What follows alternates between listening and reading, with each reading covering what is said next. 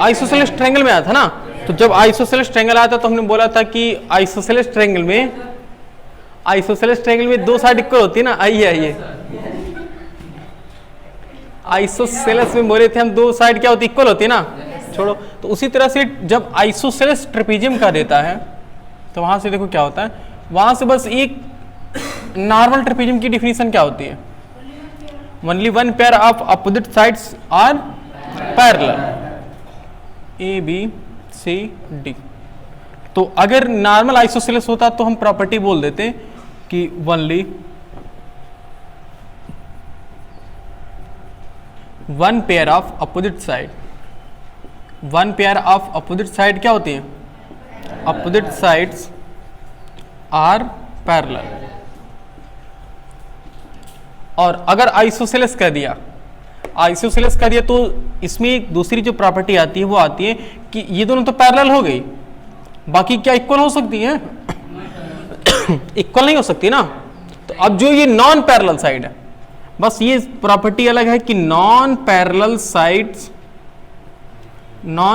Sides are equal. बस ये इसी की वजह से हम बोलते हैं कि हाँ ये आइसोसेलेस ट्रेपेजियम है।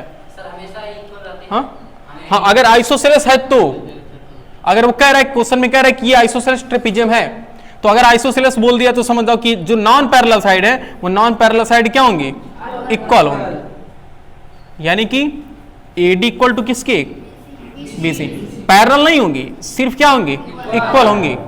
और यहां only one pair of opposite sides are parallel, मतलब AB पैरेलल टू किसके, हाँ AB पैरेलल टू DC या फिर CD। बस ये इसमें सिर्फ पैरेलल होगा और इसमें सिर्फ इक्वल होगा, ना तो ये इक्वल होगा ना तो ये पैरेलल होगा। समझ पा रहे हो ना। ये यहाँ AB CD के पैरेलल है और यहाँ AD किसके इक्वल है, CB के। पैरेलल नहीं है, सिर्फ इक्वल है। बस ये इस एक प्रॉपर्टी होती है किसकी, आइसोसेलेस ट्रेपेजियम की। सोच पा रहे हो। अगर और चीजें ध्यान से देखोगे इसमें ना तो एक और चीजें भी निकल के आएगी इसमें। मेरी एक बात सोचो ऐसे, अगर ये लेंथ इसके इक्वल है, इसका मतलब क्या कि जो ये AB है, इसके सामने वाली जो साइड पैरेलल CD है, वो CD इस वर्टेक्स से और इस वर्टेक्स से दोनों से इक्वल डिस्टेंस पर है ना भाई। यहां CB और AD इक्वल होने का क्या मतलब है, यहां CB और AD के इक्वल होने का मतलब ये कि C पॉइंट से D तक की दूरी, B तक की दूरी और D पॉइंट से A पॉइंट तक के बीच की दूरी क्या आ रही है, इक्वल हो रही है। इसका मतलब जो ये CD है वो इससे और इससे इक्वल डिस्टेंस पर है। तो यहां से जो डायगोनल की लेंथ होती है ना, वो डायगोनल की लेंथ क्या हो जाती है, इक्वल हो जाती है। लेकिन हमें यहाँ तक नहीं जाना, ये टेंथ में जाओगे तब वहाँ पर करना। ये इसके लिए थोड़ा हमें प्रूफ करना पड़ेगा इसमें कि कैसे इक्वल होते हैं, क्यों इक्वल होते हैं। तो मतलब ऐसे ओरली समझो बस, अगर चाहो तो इसे इग्नोर कर दो, कोई दिक्कत नहीं। बस आइसोसेलेस का मतलब क्या, इसमें non parallel sides are equal, एक नई प्रॉपर्टी जुड़ जाएगी। बस यहीं पर ये क्या होती है, आइसोसेलेस ट्रेपेजियम खत्म हो जाती है। और उसके बाद हम आते हैं 7वें नंबर पे, कौन है, काइट। काइट को हमने बोला था ना कि इसके वर्टेक्स को पकड़ के खींच दोगे तो क्या बन जाएगा, काइट बन जाएगा, पतंग बन जाएगा। काइट देखो ऐसी होती, इसमें भी कई प्रॉपर्टी हैं। काइट बिल्कुल मछली की तरह होती है। ए तुषार, मुख में पानी आ गया, हाँ पानी है कि हंसी है, कुछ नहीं। चलो देखो इसमें एक ये मतलब ऐसा शेप जब दिखेगा तो समझ आओ क्या है, वो काइट। लेकिन ऐसा थोड़ी कि जो दिखता है वो एकदम हो जाए भाई, ऐसा जरूरी नहीं है ना। ऐसा नहीं कैसे कोई टेढ़ा बनाओ, बर्फी की तरह बनाओ तो कह देंगे कि वो काइट, नहीं, उसकी प्रॉपर्टी क्या है। देखो इसमें दो साइड तुम्हें दो तरह से अजीब अजीब साइड मिलेंगी। पहली साइड, दो ऐसी साइड मिलेंगी, दो ऐसी एडजेसेंट साइड मिलेंगी जिनकी लेंथ क्या होगी, बड़ी होगी, और दो ऐसी एडजेसेंट साइड मिलेंगी जिनकी लेंथ क्या होती है, छोटी होती है। यानी कि यहाँ से अब अलग अलग प्रॉपर्टी थोड़ी सी कंफ्यूजिंग वाली, इसमें समझना पड़ेगा तुम्हें, इसको पढ़ करके नहीं समझ सकते हो। यहाँ पर यहाँ देखना पड़ेगा तुम्हें। कहने का ये मतलब है कि ये साइड इसकी इक्वल होती है और ये वाली साइड इसके इक्वल होती है। यानी कि two adjacent side, two pair of adjacent side, two pair of भाई एडिसेंट साइड ही तो है, तो two pair of adjacent side are equal. अब ऐसा नहीं कि सर आपने कहा कि two adjacent side, two pair of adjacent side, तो एडिसेंट तो ये भी है तो इक्वल हो जाएंगे, तो ऐसा नहीं है। Two pair of adjacent sides are equal, यानी कौन कौन इक्वल होंगी सिर्फ बोलो, सी डी किसके इक्वल होगा, C D equal C B होगा ना, C D equal C B and D equal D A equal B A, ये होगा। और इसमें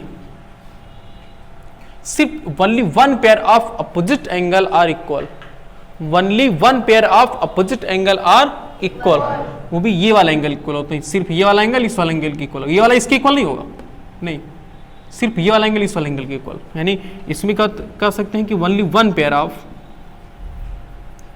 only one pair of opposite angle, only one pair of opposite angle are equal, यानी कौन कौन equal होंगी, सिर्फ angle D equal to angle B, सिर्फ angle D equal to angle B. हम बार बार कह रहे हैं कि ये वाला इसके इक्वल नहीं होगा, सिर्फ ये वाला इसके इक्वल हो सकता है, और इसमें डायगोनल भी इक्वल नहीं होते। आखिर बताओ डायगोनल इक्वल होंगे जी इसमें, बिल्कुल नहीं। देखो ये वाला डायगोनल अलग है, ये वाला डायगोनल अलग,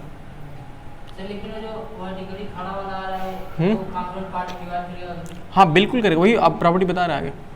और इसमें देखो सबकी अलग अलग प्रॉपर्टी, इसमें जो बड़ा वाला डायगोनल है ना वो छोटे वाले डायगोनल को बाइसेक्ट करता है, वो भी 90 पर बाइसेक्ट करता है, लेकिन छोटा वाला डायगोनल बड़े वाले डायगोनल को बाइसेक्ट नहीं करता। देख लो सामने दिख रहा है ना ऐसे, भाई बड़ा वाला देखो छोटे वाले को दो इक्वल पार्ट में डिवाइड करा, हमें थोड़ा सा समझ पा रहे कि हाँ इक्वल इक्वल लग रहा है, लेकिन क्या ये दोनों इक्वल लग रहे हैं, नहीं। तो बड़ा वाला डायगोनल छोटे वाले डायगोनल को दो इक्वल पार्ट में डिवाइड कर रहा है, हाँ एट 90 डिग्री पे। हम कह सकते हैं यहां से थर्ड प्रॉपर्टी, यानी कि लॉन्गेस्ट डायगोनल, यानी कि लार्जर डायगोनल करो, लार्जर डायगोनल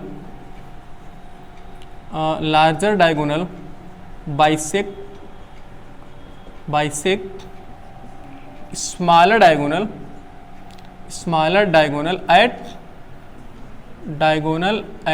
90 डिग्री। देखो larger diagonal bisect smaller diagonal at 90 degree, जो बड़ा वाला डायगोनल है वो छोटे वाले डायगोनल को बाइसेक्ट कर रहा है, वो भी किस पर, 90 डिग्री पर। मतलब यहां से क्या कह सकते हो, यहां से कह सकते हो कि ओडी किसके इक्वल है, ओडी ओबी के इक्वल है, but O A is not equal to OC, O A OC के इक्वल नहीं है, और 90 पर बाइसेक्ट कर रहा है, मतलब ये सभी के सभी एंगल क्या बनेंगे, 90 डिग्री, यानी कि angle B O A equal to, देखो angle B O A equal to angle D O A, angle D O A also equal to B O C, angle B O C and also equal to angle D O C, और सब किसके equal होंगे, 90 के equal होंगे। और इसमें बड़ा वाला डायगोनल देखो, बड़ा वाला डायगोनल काइट को दो कांग्रुएंट ट्रायंगल में डिवाइड कर रहा है, लेकिन छोटा वाला डायगोनल दो कांग्रुएंट ट्रायंगल में डिवाइड नहीं कर रहा है, सब में एक सेटिस्फाइड कर रहा, दूसरा सेटिस्फाइड नहीं कर रहा। यानी कि हम फोर्थ प्रॉपर्टी क्या कर सकते हैं कि larger diagonal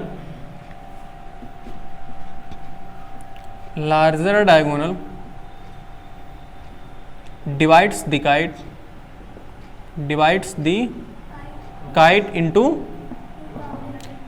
two congruent triangle,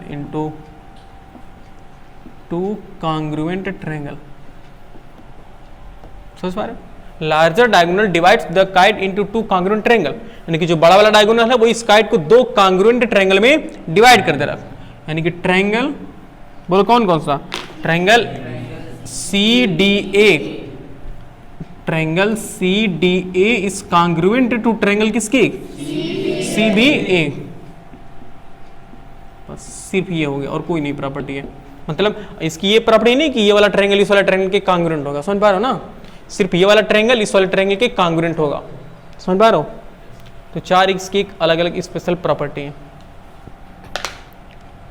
और इसमें हमने बताया ना कि हाँ ये वाला एंगल इस वाला एंगल के इक्वल है, हमने कहीं पर बताया है इसमें, हाँ देखो फिर से देख लो, ये थोड़ा सा कंफ्यूजिंग इसलिए हम कर सकते हैं क्योंकि इसमें एक सेटिस्फाइड कर दूसरा सेटिस्फाइड नहीं कर रहा। पहली प्रॉपर्टी क्या है, इसमें only one pair of one लिख रहे हैं, pair of two pair of adjacent side, two pair of adjacent sides are equal, यानी ये वाली साइड इस वाली साइड की इक्वल होगी और नीचे वाली साइड की इक्वल होगी। और दूसरी प्रॉपर्टी हमने क्या कहा कि only one pair of opposite angle are equal, वो भी कौन सा, बड़ा वाला एंगल, यानी ये कौन से दोनों एंगल हैं, ऑब्ट्यूस एंगल है ना, ये दोनों ऑब्ट्यूस एंगल आपस में क्या होते हैं, इक्वल होते हैं, angle B equal to angle D, angle B equal to angle D. और तीसरी प्रॉपर्टी एक larger diagonal bisect the smaller diagonal at 90 degree, जो बड़ा वाला डायगोनल है वो इस छोटे वाले डायगोनल को दो इक्वल पार्ट में डिवाइड करता है, वो भी 90 डिग्री पर बाइसेक्ट करता है।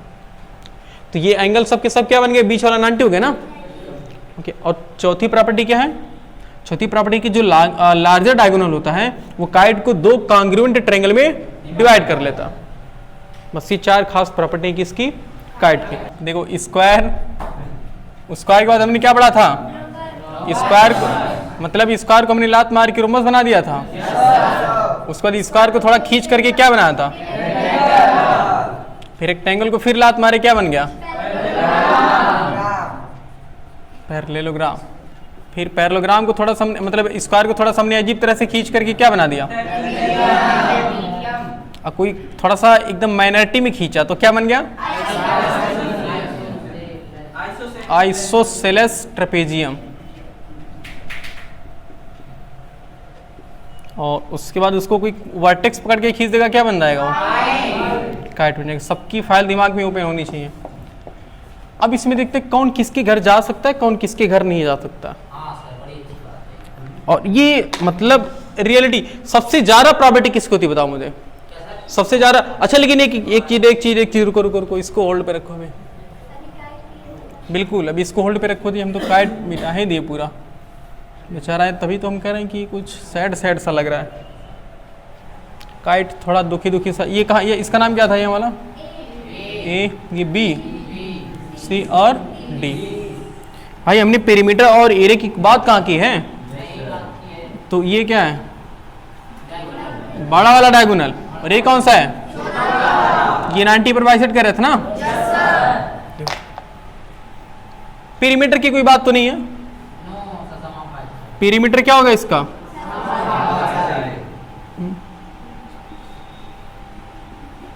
पेरीमीटर इक्वल होगा सम ऑफ, तो इसको खास छोड़ देते ना ये पर, इसको समझ जाओगे, perimeter of sum of all side. अब ये साइड इसके इक्वल है, तो अगर ये ए है और ये बी है तो 2 times of A plus B हो जाएगा।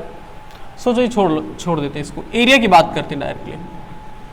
अच्छा हमने बोला था जब भी हम क्वाड्रिलेटरल का एरिया निकालेंगे, शांत रहो, जब भी बोले थे क्वाड्रिलेटरल का जब एरिया निकालेंगे तो वहां हम क्वाड्रिलेटरल को ट्रायंगल में चेंज कर लेंगे ना, क्या वही करें। देखो ये 90 डिग्री है ना, एक तरह से इसका इस ट्रायंगल एक राइट ट्रायंगल बन गया और नीचे वाला ही बन गया ना, तो सिंपल हमारे लिए, यानी कि देखो area of kite A B C D equal to area of दोनों ट्रायंगल को, इसका ये वाला ट्रायंगल और ये वाला ट्रायंगल, दोनों ट्रायंगल के एरिया को निकाल करके दोनों को हम सम कर देंगे तो टोटल काइट का एरिया निकल जाएगा ना। तो area of triangle B C D plus of area of triangle A B D, ये। अब बताओ बी सी डी एक तरह से ट्रायंगल है, तो ये फार्मूला क्या होता है, half into base into height, तो हाँ, और बेस इंटू करस्पॉन्डिंग हाइट होती है ना, करस्पॉन्डिंग परपेंडिकुलर हाइट। तो अगर हम बेस यहां बी डी यूज करते हैं तो करस्पॉन्डिंग परपेंडिकुलर हाइट क्या होगी, समझ पा रहे हो ना, ये ओ सी प्लस हाफ ऑफ। अगर हम ए बी डी की बात करें, ए बी डी की अगर हम बेस यहां ओ डी बी डी लेते हैं, बेस बी डी लेते हैं तो हाइट क्या होगी, ओ होगी ना, क्योंकि यही परपेंडिकुलर हाइट है। सिमिलरली यहां भी कुछ कॉमन दिख रहा है हमें, half of B D common दिख रहा है, बोलो बचा क्या, ओ सी ओ ए, और ओ सी और ओ ए को सम कर लोगे क्या मिल जाएगा, और बी डी ए सी है क्या, कुछ सुना सा लग रहा है क्या, half of product of diagonal ना, किसका होता है, और रोम्बस। अगर सोचो तो स्क्वायर का एरिया क्या होता है, साइड स्क्वायर होता है। स्क्वायर के डायगोनल एक दूसरे को बाइसेक्ट करते किस पर 90। वहां भी स्क्वायर के एक और तुम्हें एरिया बताते हैं, फिर हम एक और आइडिया बताएंगे, पहले नोट कर लो फिर हम बताते हैं। वो तुम्हें एक अमेजिंग चीज बताते हैं, एक अमेजिंग फैक्ट, ये नोट करो पहले बताते हैं। स्क्वायर की बात करते हैं। स्क्वायर का हमने एरिया का फार्मूला क्या पढ़ा है, उसको दिमाग में रखे रहना, वो तो है ही ए बी सी डी।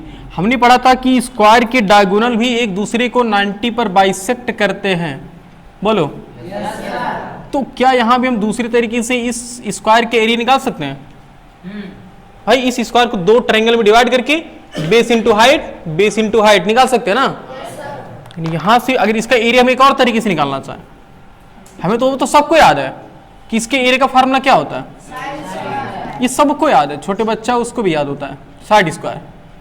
बट दूसरा जो फार्मूला बताने जा रहे हैं वो देखो नहीं याद होगा।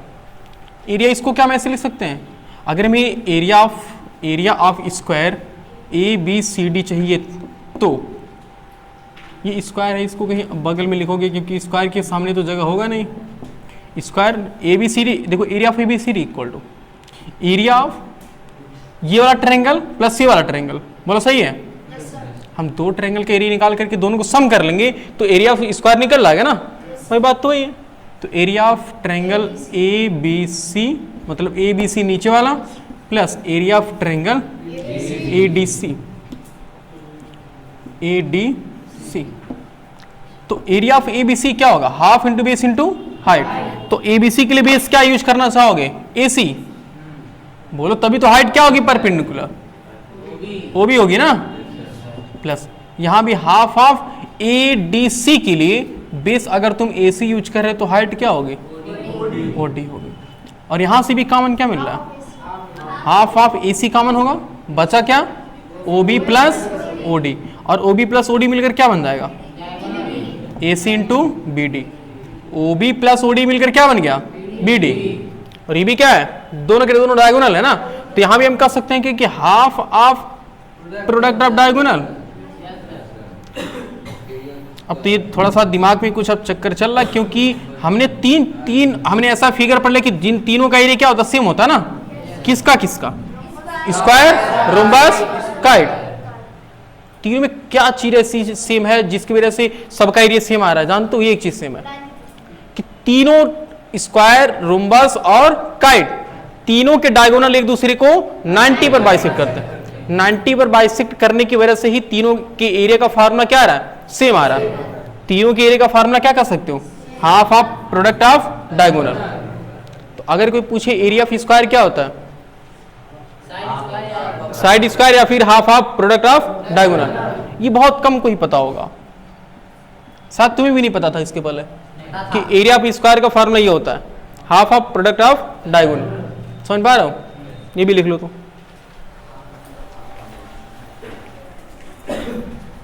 देखो अब यहां देखते हैं ना कि कौन किसको हम क्या बोल सकते हैं, ये भी थोड़ा कंफ्यूजिंग कई बार पूछता है एग्जाम में। देखो अगर नॉर्मली देखो, अगर एक हम अमीर की बात करें, गरीब की बात करें, तो अमीर गरीब के घर जब मन तब जा सकता है ना, लेकिन ऐसा नहीं कि गरीब हमेशा अमीर के घर जा सकता, बोलो। क्योंकि अब मान लो कोई अमीर बहुत बड़ा अमीर है, उसके घर साइकिल से जाओ तो कहेगा ना, अब भाई सामने नहीं तो फिर भी चुपके से कह देगा तुमसे कान में कि साइकिल से मत आया करो हमारे घर, बेइज्जती होती है, करेगा ना ऐसा कभी। ऐसा सोच सकते हो कि आजकल मतलब ऐसे से अमीर पड़े हुए हैं, तो सेम यहाँ पर भी होता है। तो पहले किसको साथ लेके चल, मतलब स्क्वायर और रोम्बस को देखते हैं। स्क्वायर और रोम्बस को सबकी बारे में हम पढ़ेंगे बारी बारी से। पहले स्क्वायर की बात कर लेते हैं और रोम्बस की, देखते हैं इनमें से कौन किसके घर जा सकता है। तुम जिसके साथ कहोगे हम उसके साथ कंपेयर कराएंगे इसमें, बोलो। अब स्क्वायर और रोम्बस दोनों की प्रॉपर्टी तुम्हारे दिमाग में होनी चाहिए। स्क्वायर कहता है कि हमारी सभी साइड क्या होती है, इक्वल। रोम्बस भी कहता है हमारी सभी साइड क्या होती है, इक्वल। स्क्वायर कहता है कि तुम्हारी साइड इक्वल है, कोई बात नहीं, हमारी और कंडीशन है। ये कहता है कि हमारे ऐसा बनने के लिए सभी एंगल क्या करना पड़ेगा, 90। और ये कहता है कि कोई जरूरी नहीं है 90 हो जाए, बस opposite side opposite angle equal कर लो, रोम्बस बन जाओगे। तो अच्छा बताओ स्क्वायर, देखो स्क्वायर जब इसके घर रोमस के घर जाएगा ना तो स्क्वायर रोमस पूछेगा कि तुम हमारे घर आए तो हमारी कंडीशन है कि नहीं, हमारे पास जो हम हमारी जो कंडीशन वो कंडीशन तुम सेटिस्फाइड कर दोगे कि नहीं कर दोगे। तो ये स्क्वायर पूछ रहा है कौन सी कंडीशन है, रोमस कह रहा है कि सभी साइड इक्वल होनी चाहिए, ये कह रहा है सभी साइड इक्वल है, अपोजिट एंगल इक्वल होना चाहिए, अपोजिट एंगल इक्वल है, कह रहा है डायगोनल एक दूसरे को 90 पर बाइसेक्ट करना चाहिए, ये कह रहा हमारा भी करता है डायगोनल 90 पर बाइसेक्ट करता है, मतलब सभी प्रॉपर्टी सेटिस्फाइड कर दे रहा है ना। इसका मतलब स्क्वायर रोमस के पास जा सकता है ना, बोलो, इसका मतलब हम हर स्क्वायर को रोमबस बोल सकते हैं। लेकिन अब मान लो यही उल्टा केस हो गया, रोमस कह रहे तुम हमारे घर आएगा हम भी तुम्हारे घर चलना चाहेंगे, तो अब ये कह रहा कि तुम अपने घर बुलाए थे तो कंडीशन देख रहे थे तो हम भी देखेंगे। अब स्क्वायर कंडीशन लगाना शुरू कर दिया, स्क्वायर कह रहे कि हमारे घर आए हो तो क्या करना पड़ेगा तुम्हें, सभी साइड इक्वल करना पड़ेगा। तो ये वहां से कह रहे हैं हाँ सभी साइड इक्वल है, ये कह रहा सभी एंगल 90 करना पड़ेगा, क्या सभी एंगल 90 है इनकी, करना मुन्ना, तब हमारे घर आना वर्जित है, आपको नहीं आ सकते। मतलब हम सभी स्क्वायर को रोम्बस बोल सकते हैं लेकिन रोम्बस को हम स्क्वायर नहीं कर सकते, सोच पा रहे हो ये कंडीशन।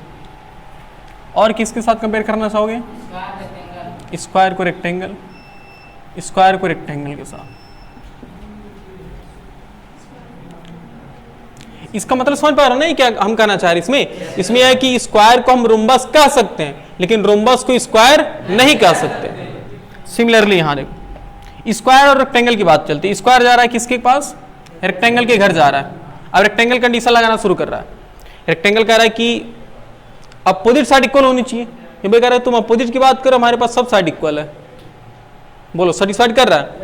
ये कह रहा है कि 90 सभी एंगल 90 होना चाहिए और ये कह रहा है हमारे पास भी है सभी एंगल 90, डायगोनल इक्वल होना चाहिए, हमारे पास भी डायगोनल इक्वल है।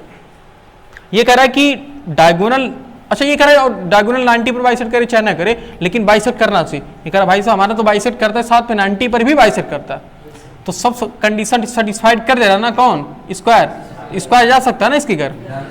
ओके अब देखते हैं क्या रेक्टेंगल जा सकता है, ये तो पहले ही कंडीशन में फेल हो गया ना। स्क्वायर कह रहा है कि सभी साइड इक्वल होनी चाहिए, ये कह रहा है हमारे पास सिर्फ अपोजिट साइड इक्वल है, कंडीशन अप्लाई नहीं है, आप नहीं आ सकते। मतलब हम हर स्क्वायर को रोम्बस, हर स्क्वायर को हम रेक्टेंगल कह सकते हैं लेकिन रेक्टेंगल को हम स्क्वायर नहीं कह सकते। ओके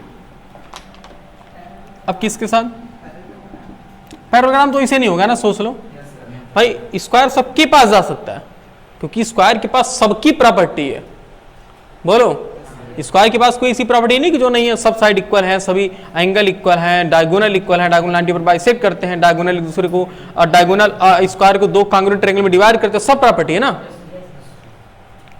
और चारों आपस में ही रहेंगे ना, क्या, स्क्वायर रेक्टेंगल, हाँ वैसे कह सकते, किसी और को देख लो इसको, नहीं कोई नहीं।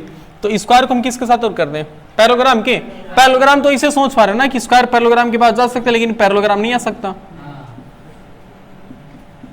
तो ये थोड़ा कंफ्यूजिंग लगता है पहली बार अगर देखे रहोगे तो। देखो क्या स्क्वायर जा सकता है पैरेललोग्राम के पास, बिल्कुल भाई। पैरेललोग्राम क्या कहेगा, पैरेललोग्राम कहेगा कि बस अपोजिट साइड इक्वल होनी चाहिए, तो ये कह रहा इक्वल तो है ही है हमारा, ये कह रहा पैरेलल भी होना चाहिए, ये भी कह रहा पैरेलल है, ये कह रहा है कि डायगोनल इक्वल ना हो कोई काम, कोई दिक्कत नहीं, ये कह रहा तुम्हारे पास इक्वल है, वैसे इसे जा रहा कंडीशन है तो आराम से जा सकता है ना इसके साथ। लेकिन अब ये पैरेललोग्राम आना चाह रहा है, ये कह रहा हमारे पास आने के लिए सभी साइड इक्वल होनी चाहिए, तो क्या सभी साइड इक्वल है इनकी, नो कंडीशन अप्लाई, तुम नहीं जा सकते उसके घर। वो स्क्वायर आ सकता है, मतलब हर स्क्वायर को हम पैरेललोग्राम कह सकते हैं लेकिन पैरेललोग्राम को हम स्क्वायर नहीं कह सकते। थोड़ा सा हम बात कर लेते, एक और पूछता है स्क्वायर और रोम्बस और पैरेललोग्राम में देखते हैं, रोम्बस और किसमें,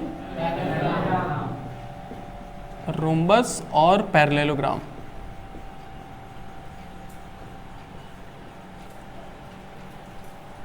इसमें देखो साफ साफ दिख ही रहा है जी, पैरेललोग्राम कह देखो अब रोम्बस जा रहा है किसके पास, पैरेललोग्राम, पैरेललोग्राम कह रहा है कि अपोजिट साइड इक्वल होनी चाहिए, इसकी भी अपोजिट साइड इक्वल है, कह रहा पैरेलल होना चाहिए, हाँ पैरेलल है, अपोजिट एंगल इक्वल होना चाहिए, इसका भी अपोजिट एंगल इक्वल है, इसका कह रहा है डायगोनल इक्वल हो या ना हो कोई दिक्कत नहीं, इसका ये भी कह रहा है कि हमारे पास हमारा भी डायगोनल इक्वल नहीं है, ये जा सकता है क्या, पैरेललोग्राम, पैरेललोग्राम रोमस का कहाँ इक्वल होता है जी? अरे भाई साहब रोमस का एक छोटा बड़ा नहीं होता है, देख लो, ये बड़ा होता है ये छोटा होता है, उसी तरह से रोमस का पैरेललोग्राम क्या होता है। तो ये आराम से जा सकता है इसके पास ना सब कंडीशन, लेकिन पैरेललोग्राम अगर एक बार आना चाहे तो रोमस कह रहा है हमारे पास आने के लिए दो ही साइड इससे काम नहीं बनेगा, सब साइड इक्वल करनी पड़ेगी। बोलो तो क्या इनके पास सब साइड इक्वल है? तो इसके पास नहीं जा सकते। और किसी को कंपेयर करना चाहोगे इसमें? काइट आइसोसेलेस में कोई संपर्क नहीं है, नहीं जाने वाले। ट्रेपेजियम कोई चीज नहीं है, पैरेललोग्राम ट्रेपेजियम और तो स्क्वायर तो जा सकता है ना, स्क्वायर सबके पास जा सकता है क्या? तो भी तो है जी, स्क्वायर सबके पास जा सकता है, हमने बोला ना भाई। अच्छा आइसोसेलेस क्या कहेगा? कहेगा कि non parallel side equal.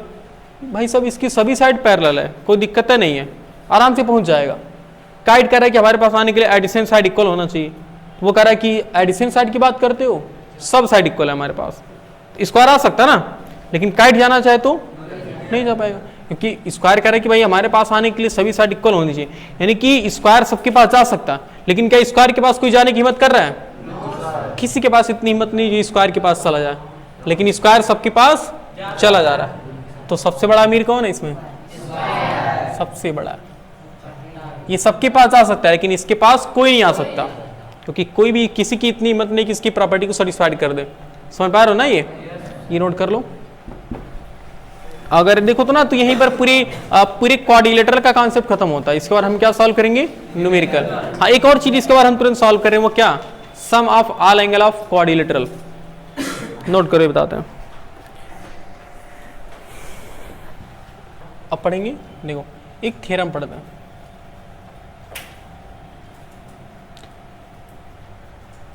Theorem ऐसे कर लो तो थोड़ा अजीब लगता है ना, थ्योरम की डर लगता है, थ्योरम क्या है कुछ। थ्योरम एक स्टेटमेंट है जो ऑलरेडी प्रूवेबल होता है, ऑलरेडी प्रूफ होता है। The sum of all angle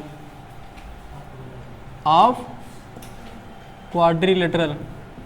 mister Shivam बताओ क्वाड्रिलेटरल में कितने एंगल होते हैं?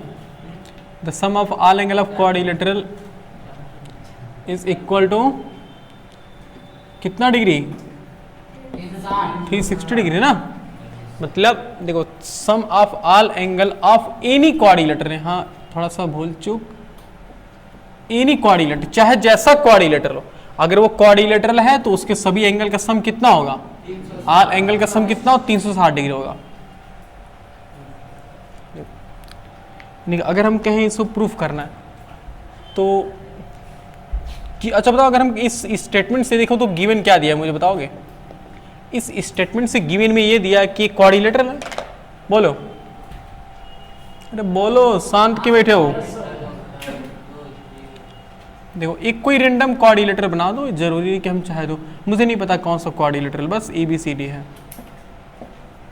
यानी गिवन में क्या दिया? ABCD, a quadrilateral ABCD।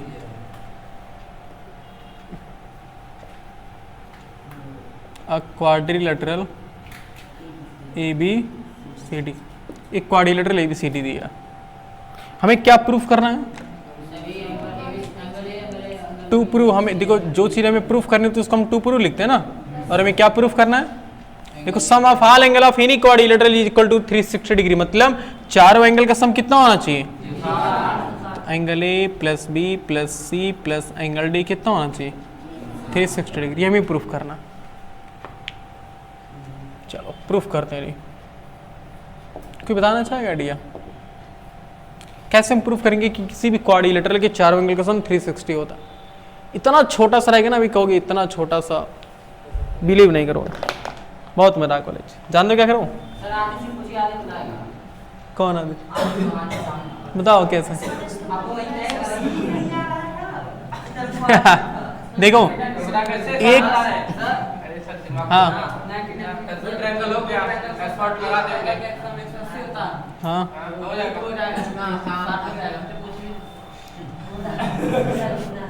देखो ज्वाइन क्या करेंगे? Join plus B to D करेंगे ना, पहले बी टू डी, बी को डी से हमने क्या किया? ज्वाइन किया। अब बताओ हमने क्वाड्रिलेटरल को दो ट्रायंगल में डिवाइड कर दिया ना, बोलो। यानी कि देखो इन ट्रायंगल ABC में काम करो पहले, इन ट्रायंगल ABC नहीं ABD, इन ट्रायंगल ABD। अगर अभी इस ट्रायंगल में देखें तो अगर ये ट्रायंगल है तो तीनों एंगल का सम कितना होता है ये हमें पता है, तो तीनों एंगल क्या क्या होंगे देखो। कौन सी कलाकारी थी वो, क्या कर रहे थे, पैर पकड़ के बॉक्सिंग सीख रहे थे। हाँ और तुम मैं कुछ नहीं कर रहा हूँ, तो मैं कुछ नहीं सोच रही थी, तो मैं इनको मार रहा हूँ। सारे झूठ बोल रहे हैं। झूठ बोल रहे हो। जे मैंने जो अपनी मम्मी कसम आई बुक लगा, मैं तो बुक का कसम कर रहा हूँ, तो इससे 10 मिनट पहले मेरे जेब में 10 मिनट पहले 10 मिनट बाद तुम बदल रहे हो, सबसे कॉन्सेप्ट के रहा था जरूरी। तो ये नहीं जरूरी था, समझ में आ गया था तुरंत, एकदम नजर हटी दुर्घटना घटी, तुरंत जैसे ही इधर पढ़ाना शुरू करो तुरंत इधर अपना कलाकारी शुरू कर देते हैं। अजीब अजीब तुम लोग। देखो इन ट्रायंगल ABD, तो तीनों एंगल का सम कितना होगा, तो एंगल A प्लस इस B का नाम क्या होगा, एंगल ABD, प्लस इसका नाम क्या होगा, एंगल ADB, और तीनों का सम 180 होगा। क्यों होगा, एस्पार्ट की रूल्स है ना, एस्पार्ट का रूल क्या है, angle sum property of triangle. किसी भी ट्रायंगल की एंगल, एस्पार्ट का रूल ये कहता है कि किसी भी ट्रायंगल की तीनों एंगल का सम कितना होना चाहिए 180 डिग्री। इसको इक्वेशन फर्स्ट नाम देकर छोड़ देते हैं, एक बार और लिख लेते हैं चलो, angle ABD plus angle ADB equal to 180 degree, इसको हम इक्वेशन फर्स्ट नाम दे करके छोड़ देते हैं। सिमिलरली हम यही काम किस में करेंगे, सेकंड वाले ट्रायंगल के लिए, यानी कि इन ट्रायंगल किस में, इन ट्रायंगल BDC। इसमें अगर हम तीनों एंगल को सम करें कितना होना चाहिए 180 डिग्री, यानी कि angle C plus angle CBD, angle CBD plus of angle BDC, angle BDC, और तीनों का सम 180 क्यों हुआ, as per the angle sum property of triangle. इसको भी एक बार और लिख लो, angle C plus angle CBD plus angle BDC equal to हो गया 180 डिग्री, और इक्वेशन नंबर कौन सा है, सेकंड वाला। अब अगर हम दोनों इक्वेशन को सम कर दें by first plus second, by first plus second करेंगे तो LHS वाला LHS वाले के साथ और RHS वाला RHS वाले के साथ, तो यहाँ देखो angle A plus angle ABD देखो, और plus ADB plus angle ADB, ये एक ट्रायंगल का हुआ प्लस ऑफ, और इस ट्रायंगल की बात करो तो angle C plus angle CBD और प्लस एंगल कौन सा बचा हुआ BDC इक्वल टू कितना हो गया 180 प्लस 180, सही है। उसके बाद अब एंगल A, अच्छा एंगल A और एंगल C देखो नॉर्मली दिख रहा है, बाकी B और D अभी नहीं दिख रहा है ना। अगर सोचो तो इस ये वाला एंगल और ये वाला एंगल दोनों को एक साथ करो तो, क्यों, क्योंकि दोनों देखो B वाला एंगल है ना, देखो ये ABD मतलब ये वाला एंगल है, और ये क्या CBD मतलब ये वाला एंगल है, और दोनों को मिला देंगे तो क्या हो जाएगा एंगल B। हाँ इन दोनों को एक साथ करो, angle ABD plus angle plus of, और यहाँ D वालों को एक साथ कर लो, यानी कि angle ADB plus angle BDC plus angle C, और ये सब कितना हो गया 360 डिग्री, सही है। ओके तो एंगल ये हो गया A प्लस, और ये कितना हो गया, सोच पा रहे हो ना, देखो ABD और CBD दोनों को मिला दोगे तो पूरा एंगल B बन जाएगा, और ये देखो ADB और CBDC दोनों को मिला दोगे तो पूरा एंगल D बन जाएगा ना, एंगल D और प्लस एंगल C तो है ही है, और 360 डिग्री, यानी angle A plus angle B plus angle C plus angle D equal to, इससे प्रूव्ड हो गया ना। और लेकिन याद करो तो हमने क्लास 8 में एक थोड़ा सा ट्रिकी फार्मूला बताया था जो कंपटीशन वाला में पढ़ाया जाता है, मतलब ट्रिकी वाला फार्मूला क्या था ये, यानी कि वहां एक चीज रिलेट कर लो, देखो सम सम ऑफ एनी फिगर, किसी भी एनी 2D फिगर होगा ना, एनी 2D फिगर, किसी भी 2D फिगर का भी सम ऑफ ऑल एंगल, थोड़ा और अच्छे से लिखते हैं, सम ऑफ ऑल इंटीरियर, मतलब अंदर वाले ना, all interior angle of any 2D figure. 2D figure मतलब क्या, 2 डायमेंशनल फिगर, कोई भी 2 डायमेंशनल फिगर है, अगर हमें इसको उसके इंटीरियर एंगल का सम करना है तो फार्मूला क्या होता है, n-2 इंटू 180 डिग्री। बस ये सबके लिए फॉलो करेगा। जहां n क्या है, where n equal to number of side, where n equal to क्या है, नंबर ऑफ साइड्स, यह नंबर ऑफ साइड्स है। तो अगर इसमें बताओ इस क्वाड्रिलेटरल में कितनी साइड थी टोटल, 4, तो 4 माइनस 2 कितना होगा, 2, और 180 इंटू 2 कितना होगा, 360, डायरेक्टली आ जाएगा। तो मैं अगर ट्रायंगल का देखना है, ट्रायंगल में कितनी साइड होती है, 3, 3 माइनस 2 कितना हुआ, और 1 इंटू 180, और ट्रायंगल के तीनों एंगल का सम कितना होता है, 180 डिग्री। अगर कोई कहे कि पेंटागन मतलब 5 साइड वाली, तो 5 साइड वाली यानी कि 5 माइनस 2 कितना हुआ, 3, और 3 इंटू 18 540, यानी कि पेंटागन के सभी इंटीरियर एंगल का सम कितना होता है, 540। अगर हेक्सागन है तो 6, हेक्सागन में 6 साइड, तो 6 माइनस 2 कितना हुआ, 4, और 4 गुणे 18 कितना हुआ, 720, यानी हेक्सागन के सभी इंटीरियर एंगल का सम कितना होता है, 720। ये इससे सम निकल रहा है, समझ पा रहा हूँ, नोट कर लो।